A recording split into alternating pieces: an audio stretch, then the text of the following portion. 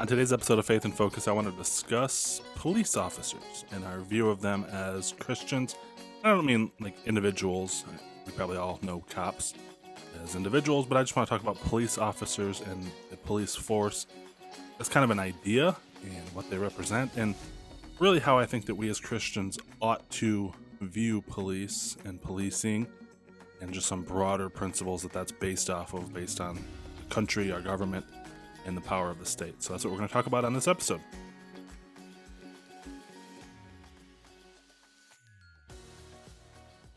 Hey guys, you may not know this, but Faith and Focus is just a small part of the ministry I do within InFaith. I also offer biblical counseling services, as well as serving as one of the staff counselors for InFaith as a mission. I teach the Bible at my local church, and I lead a Bible study in my home once a week. Your generous donations allow me to do all of this ministry. However, I would love to do it full time, which would mean being able to offer more counseling and Bible classes, as well as record more episodes of Faith and Focus. If you want to become a monthly supporter of this ministry, you can go to stopsmallcon.com, which will redirect you to my personal InFaith page, or you can text the word discipleship to 41444. That's discipleship, DISCIPLESHIP, to 41444, and you will receive a link to give, or you can email me at dennissotheby@infaith.org if you have any questions on becoming a monthly partner. Thank you, and let's get into the show. Well, as I said in the intro, I wanted to speak a little bit about police officers and just some of my thinking that it's actually kind of been an evolving kind of worldview that I've had, and I've been trying to ground it in the Word of God and kind of ground it in biblical thinking. I mean, ideally, that's what we as Christians are doing all the time with our thinking. But it's on this issue of police officers, and one of the things that I have found in thinking about this topic is in discussing it with friends and other Christians and podcasters and stuff that I've interacted with who are kind of in the Christian conservative circle, is that this issue of policing is kind of a weird topic. And I guess just as a kind of a way of laying the groundwork, I'll discuss why that is. It's kind of a weird topic because usually police officers, the viewing of police and the respect for police and having admiration for police and supporting the police that has traditionally been a kind of a conservative. That doesn't mean Republican, but it's kind of been a conservative value. It has been in a similar way kind of linked to patriotic thinking, which has there's nothing inherent about conservatism necessarily that makes one patriotic or political alignment or whatever. But if I was to tell you that somebody has they're posting online about being a patriot, or they are posting about supporting the military, or they're posting about supporting the police, or they've got a thin blue line sticker on their car, or they post it as their profile picture. The majority of the time, from what I have observed, those are conservative people. And again, there's nothing that doesn't make it right or wrong, but that just seems to be the case. So a lot of the people that I interact with, Christians, there is some overlap between Christians and conservatives, more for moral reasons, and just conservatives like to conserve things from the past, and as we increasingly become less and less of a religious culture, conservatives are the ones who are wanting to hang on to the Christianity and the religion of the past. So there just seems to be, and again, I'm not necessarily weighing in on these and saying that this is good or bad, but if you're listening to that, you think, yeah, you probably agree with me. Yeah, that is generally the case. So all that to say, that is why I think that when this discussion that I've had with people about police, and I want to say I'm not making this episode to say that we ought to have a negative view or an antagonistic view towards the police. As we'll look at, I think that we ought to have a respect for the police, but I do think that in talking with people, I think that we ought to shed our favorable view of the police, and I guess our love of the police is maybe a better way to say it. Now, just hang with me. Hopefully, that doesn't completely turn people away from this episode. But because of that, um, I am running up with against people who are pushing back on that, and it's creating this weird tension um, in, in in Christian circles, but also in conservative circles, and certainly in conservative Christian circles, because there has been that tendency of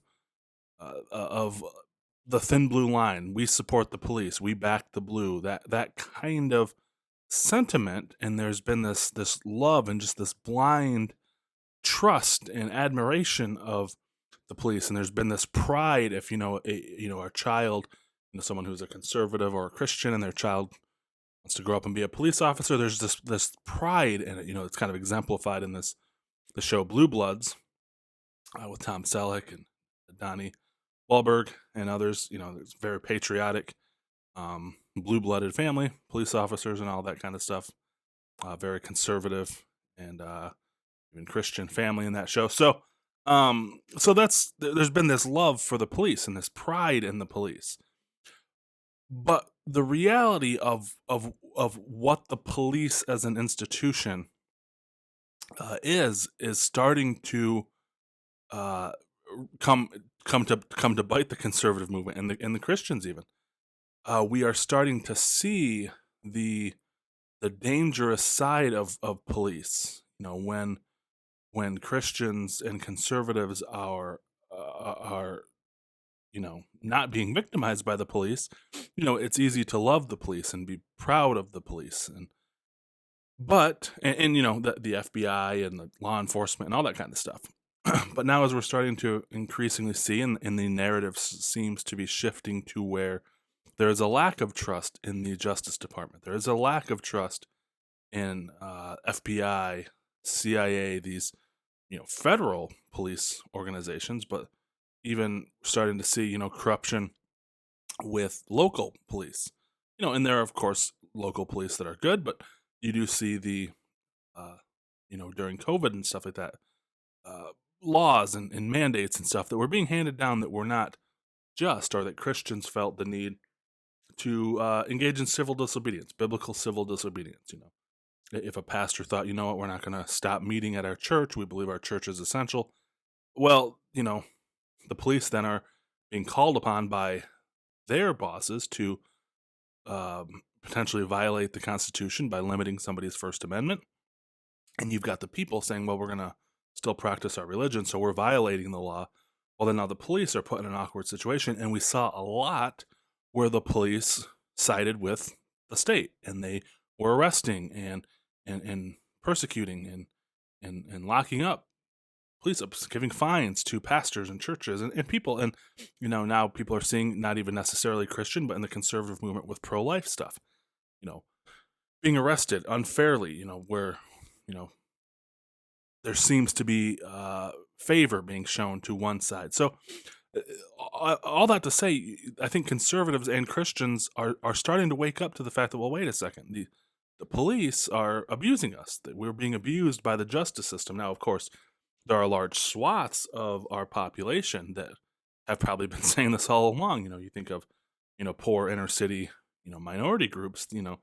They have strong large rates of distrust in police, because they're the ones who are having run-ins with the police, just because there's lots more police in inner cities. And the police are probably a little bit more jaded in inner cities, big populations. It's kind of the bad kid syndrome in school. The squeaky wheel gets the grease. So you're always giving attention to the negative elements of the population. So if police officers in an inner city are just every day having run-ins with the most undesirable criminal element, they just get jaded. It's an easy, you can imagine any kind of profession where it's just like there's never a good day. You're always dealing with people who want to hurt you or or kill you or make your job harder. It just makes things difficult. Well, the downside is once people start to view you as the villain, if Christianity becomes illegal, well, then the police are going to start persecuting you. So people who go to church, they now are on par with the person who's in the inner city selling drugs or something. It's like you're the same thing. You're somebody who's just violating the law. And of course, the police, as often said, is they're that thin blue line. They're that line of defense against anarchy and chaos just breaking out. But the reality is, whenever the state determines that something is illegal, the police then are put in a position of enforcing or not enforcing, and then that's the police officer kind of incurring the risk, him or herself. Now, so what does all this have to do with Christianity? Well, I think that because we have viewed police for so long, I think in the wrong light. We have viewed police as just like a kind of an independent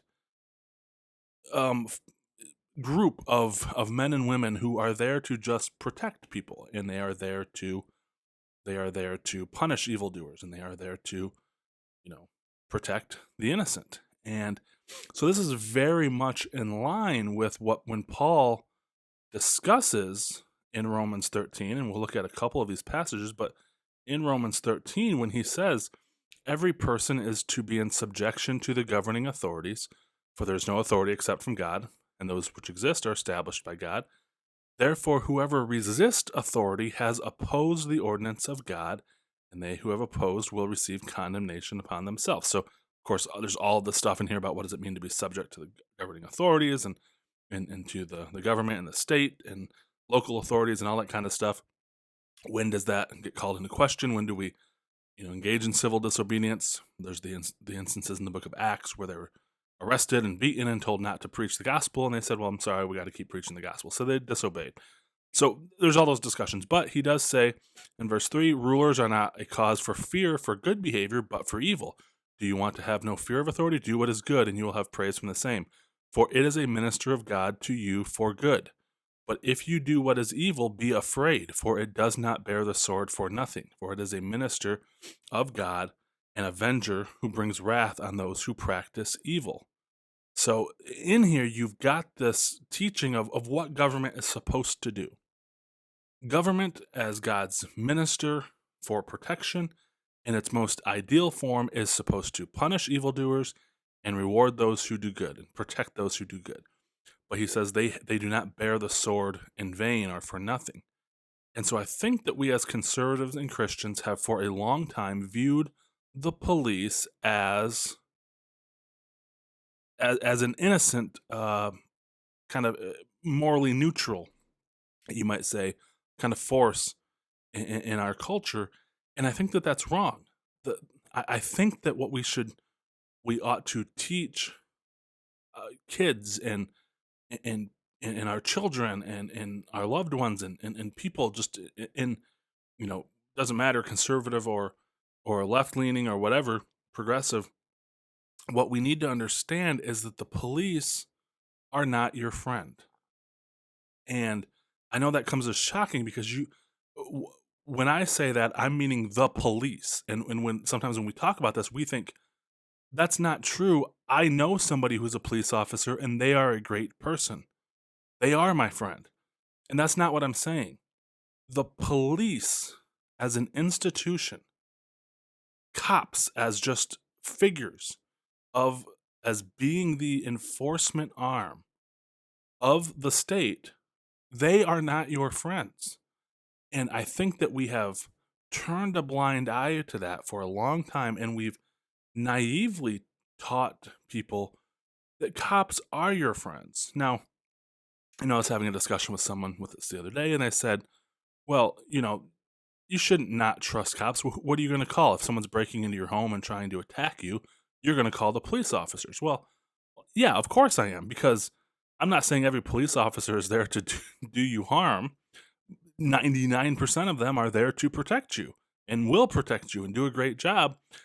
But if someone's trying to break into my home to do me harm, I know that they're a bad guy. I'm going to take my chances with the police officer with a gun. Like that's I'm going to gamble there, and I'm going to trust the police officer. But I think that what we do in just implicitly trusting the police is that we are in a way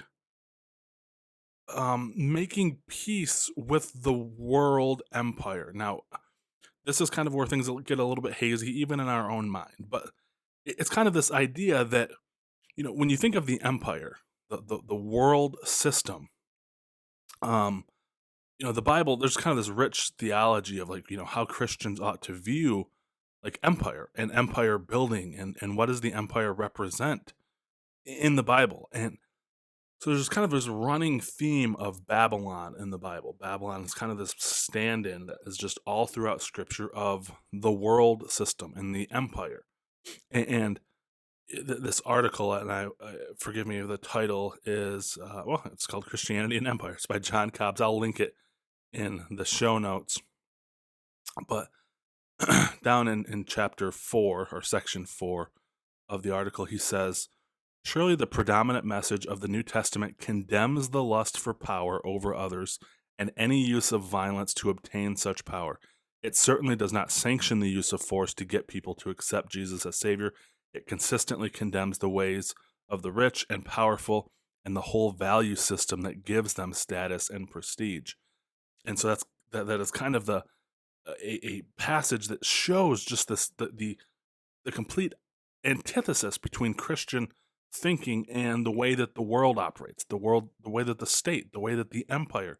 And again, the empire is just the regime, whatever world empire that you live under. And of course, as Americans, we live under the most powerful world empire that the world has ever known.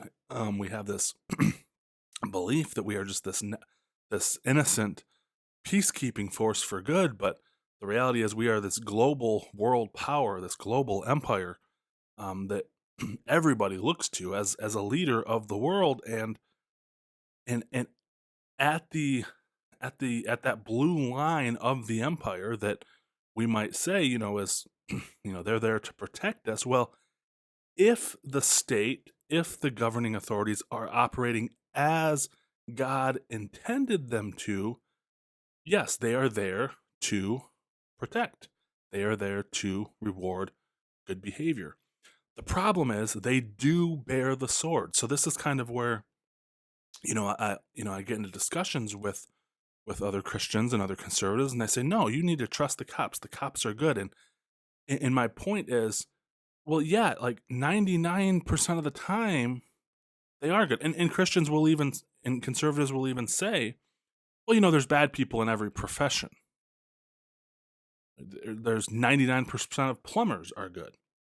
And I agree with that. And I say, yeah, okay, that's true. So, like, what, should we not trust plumbers because there's 1% that are bad? The difference being, if you run into a bad plumber, they're gonna not fix your pipe and they're gonna overcharge you and maybe rip you off. And what are they gonna do? Like, they're just not gonna be good at their job. It's an inconvenience, yes. But you come across a bad police officer, if you just implicitly trust the police, and well, that guy's wearing a cop uniform, so he's a good guy, then you may find your life taken away from you. You may find your freedom taken away from you. You could be thrown in prison. And I think that people who don't come across police or know police officers and like, well, I know, Billy Bob, he's a good guy and he's a police officer, so he must be a good police officer as well, since he's a good husband and a good father or whatever. And he may very well be, but the fact of the matter is there may be somebody in Billy Bob's precinct who's not a good person.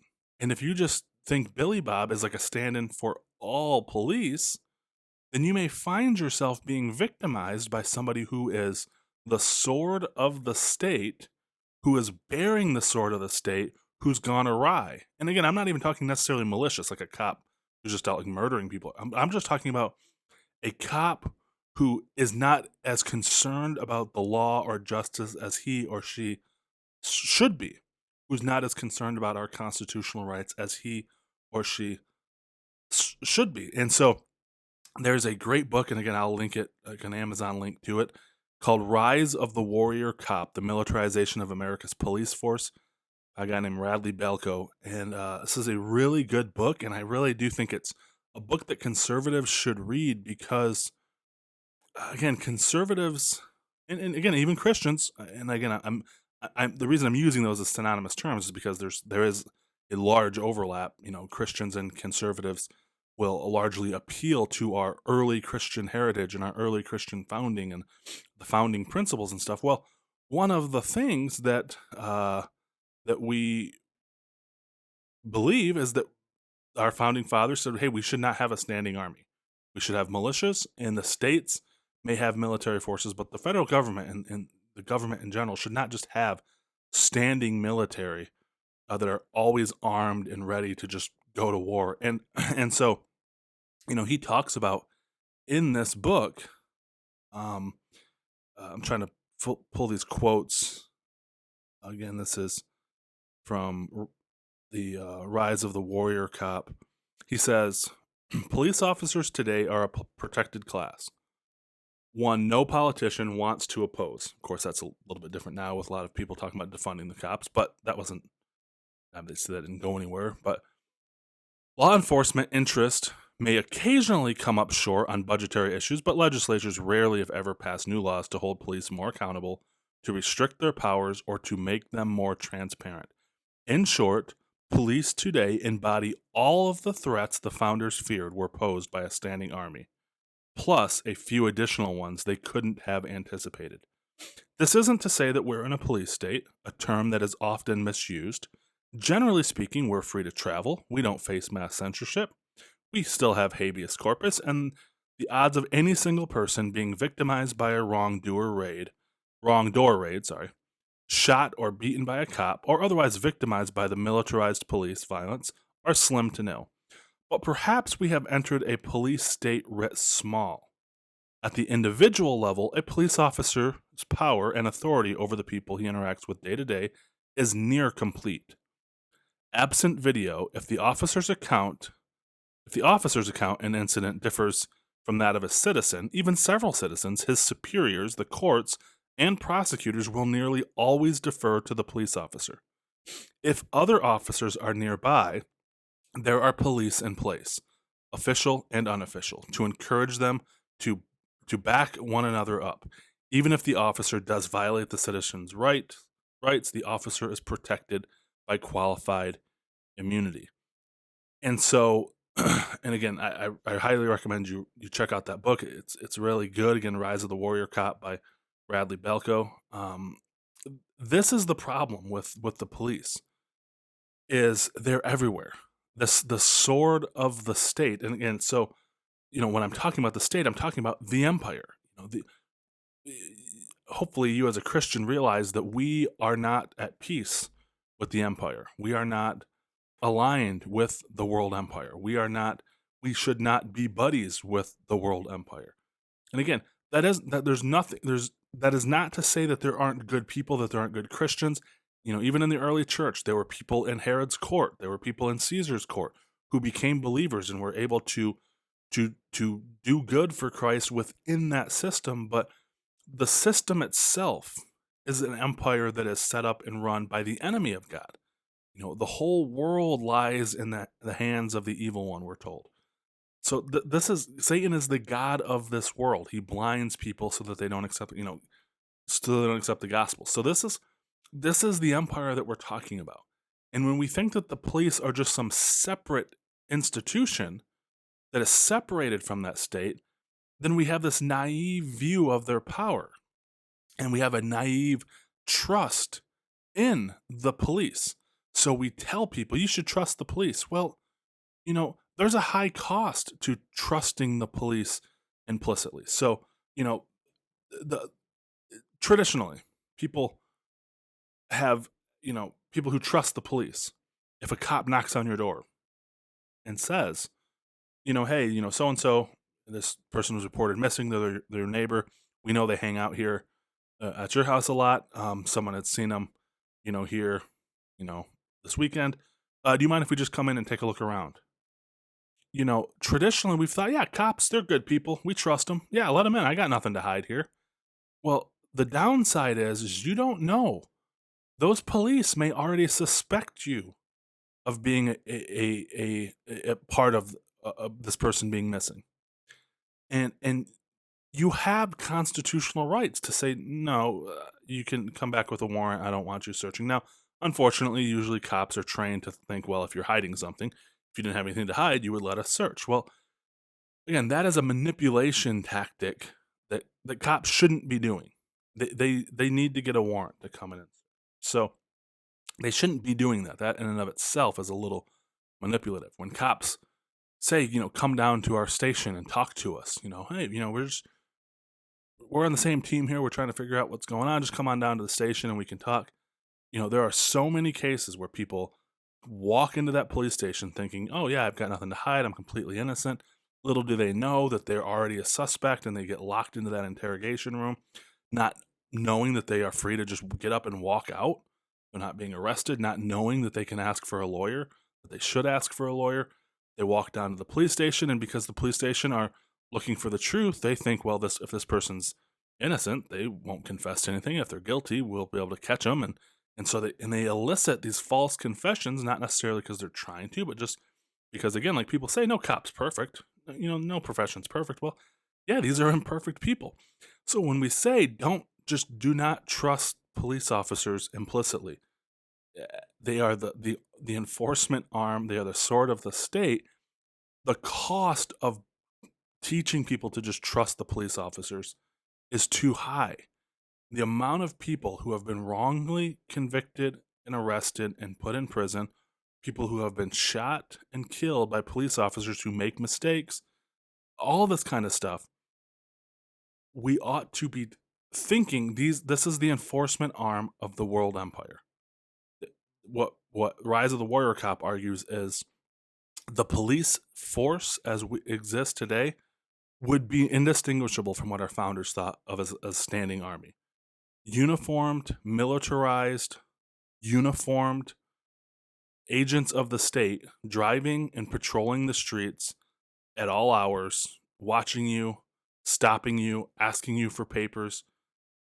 The fact that a police officer can just pull two people over and ask, you can ask the driver for their driver's license because you got to be driving with a license or whatever, but then to say, I want the driver's license of everyone else in this car, why? That is the kind of thing that the founders think, why? We have freedom of travel. We don't have to report to you. We don't have, so all of that to say there's just all of the stuff that police officers have the power to do to take your freedom away and to kill you and to get you executed by the state that you have no recourse against. There's not, so just to blindly trust them. And so people will often say, well, you're supposed to respect authorities. Well, yes, of course we are. And I don't think we should advocate disrespecting police officers. That's different than mistreating them or talking smack against them. I mean, we shouldn't be screaming in police officers' faces and protesting against police officers. Again, I'm certainly glad that the police officers exist. But my point is, in the same way that, if we lived in a military state where tanks and soldiers were walking up and down the street as much as, all the time, I would want to interact with them as little as possible. And I certainly would not want to walk up to them and befriend them and think all these people are, they're here just for our best interest or whatever. No, they're there for the state. They're there for, I don't want to say the enemy, but the empire. Interpret that however you will. That is what the police are there to do. So yes, respect, of course, fear them because they can kill you or lock you in prison. But that's the overwhelming, testimony of the New Testament is, submit to the governing authorities because they're there for good, not for evil. And Titus, and Paul to Titus says, remind them to be subject to rulers, to authorities, to be obedient, to be ready for every good deed. And then Peter does go on to say, submit yourselves to the Lord, to every human institutions, whether kings or as those in authority or as governors, sent by him for the punishment of evildoers and the praise of those who do right. So, yes, in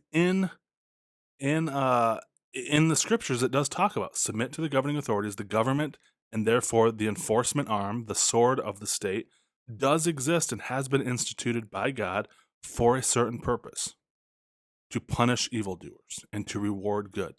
But as we're increasingly starting to see, all the state has to do, all the empire has to do, is label Christians as evildoers. And then the state will then turn its military arm, the police, onto those people. And hopefully there are good cops that will stand up and say, we're not enforcing these kinds of things. But history tells us that all too often, people in authority like that, people with guns, just follow orders. And they just do what their superior officers tell them to do. So this is why we shouldn't just say they're our friends. They're not your friends. They are a military force for the state, for the empire. So again, you may have people that you know that are great people, but once they put on that uniform, if they are a cop who's going to follow his orders and follow the oath he takes and all that kind of stuff, he then puts on the uniform of the state and the enforcement arm of the state. He then becomes a servant of the state himself. And this is why, too, a lot of Christians, early Christians, did not serve in the Roman military. They said, we'll pray for you, and we'll pray for the peace of Rome, and we'll pray for the military, and we'll pray for the safety, and we'll pray for you guys to do a good job, and for your protection, and God's blessing, all that kind of stuff, but we will not serve as the sword of the state. We are called to be nonviolent. So even in the early church, they did not believe in that. So to just teach that they are our friends, that seems to me to be foolish. And again, we're seeing this in the conservative movement. We loved the police, and we loved the military, and we loved, yes, the FBI and all of these people who worked for the Justice Department. Yes, go after those terrorists. Well, now all the state has to do is say, well, those, Muslim terrorists over in the Afghanistan and Iraq and all those places, they're not really a threat anymore. You know who is a threat? Conservative terrorists, these pro-life terrorists, people who stand outside abortion clinics and all this kind of stuff. All they have to do is then redefine who the bad guys are, and then the police come after you. So now we've built a structure of, yes, you should just trust police officers because police are your friends. Go to the police to protect you. Well, if you are labeled as an enemy of the state, well, sorry, that police officer is either going to do the right thing and uphold justice and the Constitution, or he's going to do what, unfortunately, most officers did in like Nazi Germany, and they just followed orders. So this all comes down to like what it says in Psalm 146:3, do not trust in princes or in mortal men in whom there is no salvation. So when we think of the police officers, they are government officials, and they are officials in the sword of the empire. That is who the police are. So when we say do not trust in princes or in mortal men in whom there is no salvation, we ought not be trusting in kings, governors, presidents, any of these kinds of political. That's not where our trust should be. And police officers, cops, are the enforcement arm. They are the military of the empire. In the same way, early Christians, I can't imagine, would point to a Roman centurion and say, look, Sonny, that's a hero right there. That's who you should aspire to be. They would look at them with respect and say, son, don't mess with that person. They will kill you if you do anything to them. There's a healthy fear and a respect, but it wasn't something that they pointed to and said, that's a hero right there. That's the kind of thing that you should aspire to be, Johnny, because they're an agent of the state. So I know that was kind of all over the place, and a little bit rambly, but those are my thoughts, and I would be curious to hear your comments on it. Am I way off base? How do you think Christians should view police and the police, as an entity? Again, put aside what you think of as the individual that who is a cop or who was a cop or whatever, but as the police. What do you teach your children how they should view the police? What do you think about people in your family or your friend groups that are police officers? Do you view them with implicit trust? Does that trust carry over to every other police officer? Or do you just think I'm completely way off in left field and completely off my rocker and all of this stuff? So I would love to hear from you, but I hope you enjoyed this episode. Have a good one. While Faith in Focus is a ministry of mine as a missionary with InFaith, the views and opinions expressed, believed, or lived out by myself or those appearing in this podcast do not necessarily reflect the position, beliefs, or opinions of InFaith as a mission.